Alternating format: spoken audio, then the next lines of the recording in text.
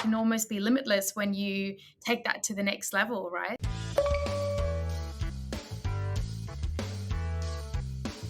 Today we have Esha Oberoi, founder of Afea Care Services, aged care and disability provider. Esha, welcome.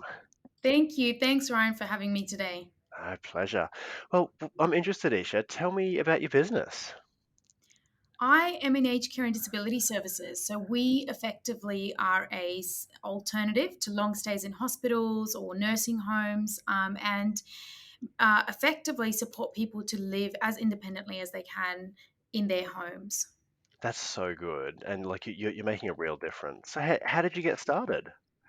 I actually just fell into the industry. It's a bit of it's an interesting story, but basically, I dropped out of school, couldn't find a job, and then landed myself a role as a carer in a nursing home.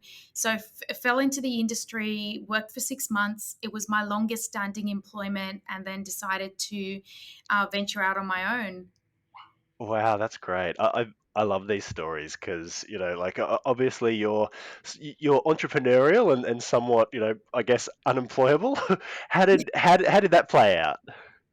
Well, I guess in my to my advantage, right? So yeah, I basically worked as a carer for 6 months. I absolutely immediately saw an opportunity to redefine the way that care was delivered, and then from there started Afea Care Services in I guess as I mentioned, like an alternative to support people in their homes through our carers. So today we have about 800 carers around Sydney. We're very much concentrated in Sydney metropolitan area and support about 1,000 families a week.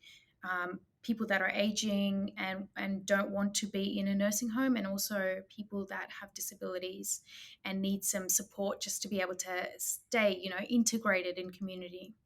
Yeah, that is really good. And where do you think that you bring the most value to the marketplace? I think, well, this business is human services. So it's trust. Our vision is to be Yeah. the most trusted provider, and it's delivering reliable care through professional carers and nurses.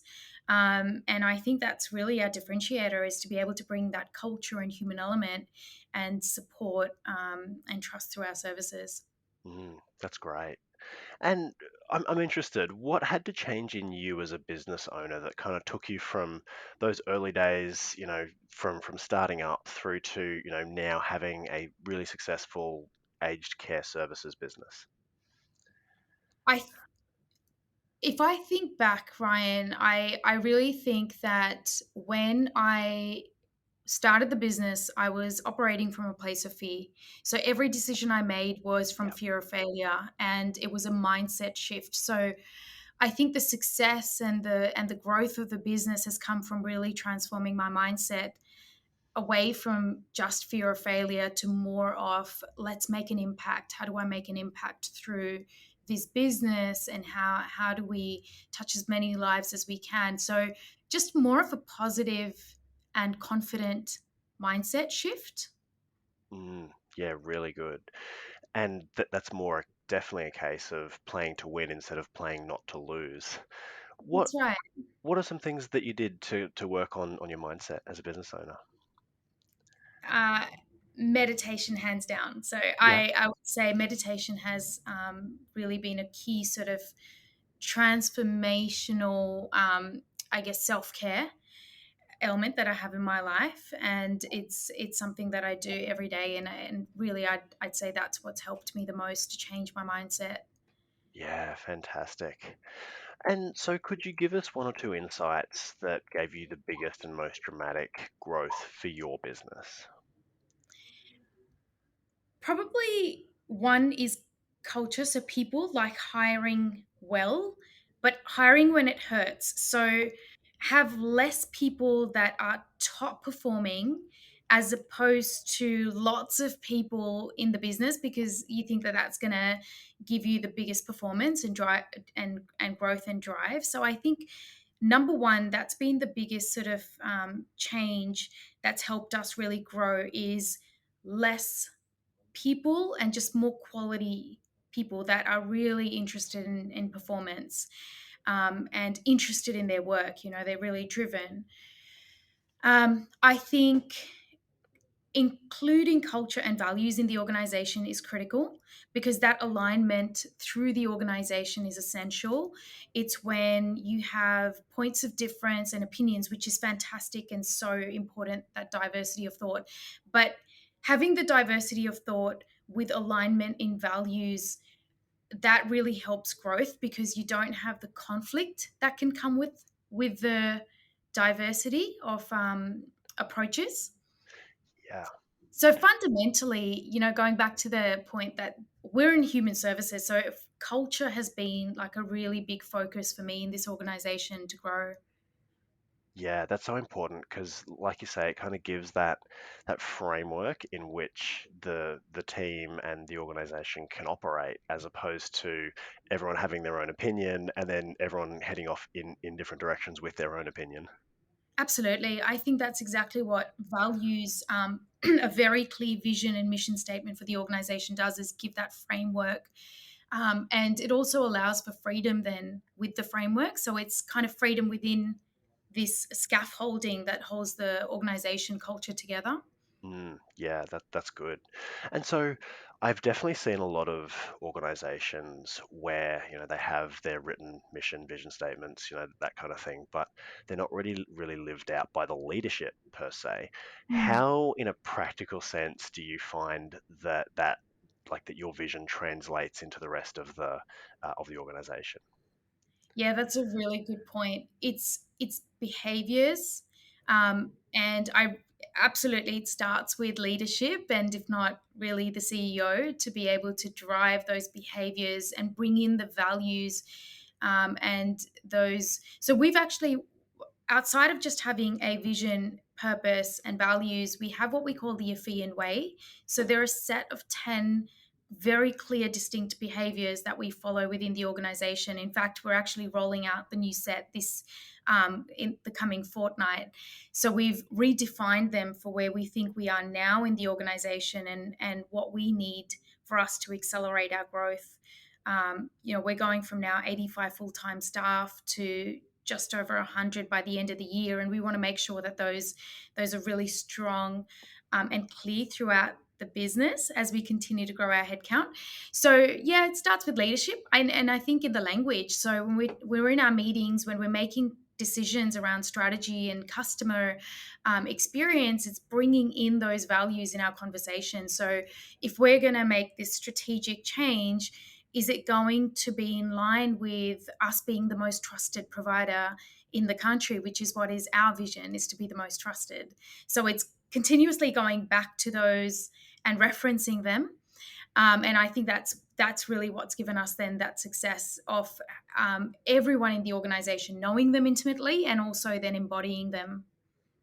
Yeah, that is really good. And so, Isha, what has been the most challenging part of growing your business?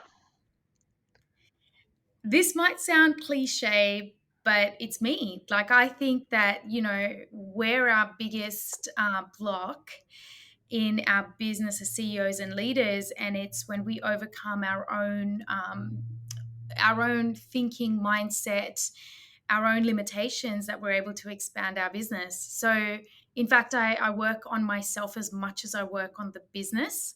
Um, and so that's probably number one. If you want something a little bit more specific around the business, I think the biggest challenge is workforce, which is not unique to us. It's a global issue, and it's definitely impacting all of Australian businesses at the moment because of the borders shutting down and whatnot. So, Yeah, yeah, that's good. Okay, so then what advice would you give to a business owner or CEO who really wants to break through to their next level?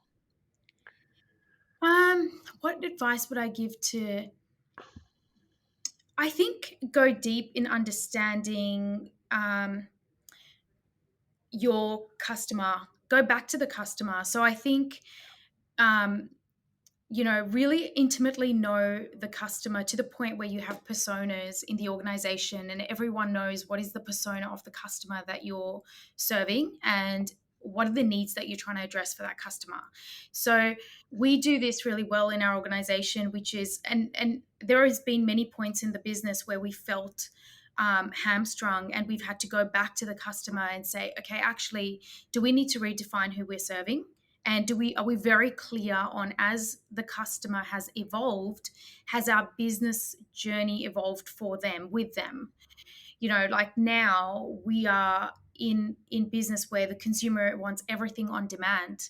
So that the last sort of 4 to 5 years in business has been that transformation, is, can we service the customer and give them everything on demand, the way that they're getting it from Uber Eats, they're getting it from their Uber taxi, they're getting it from their Netflix on demand movies.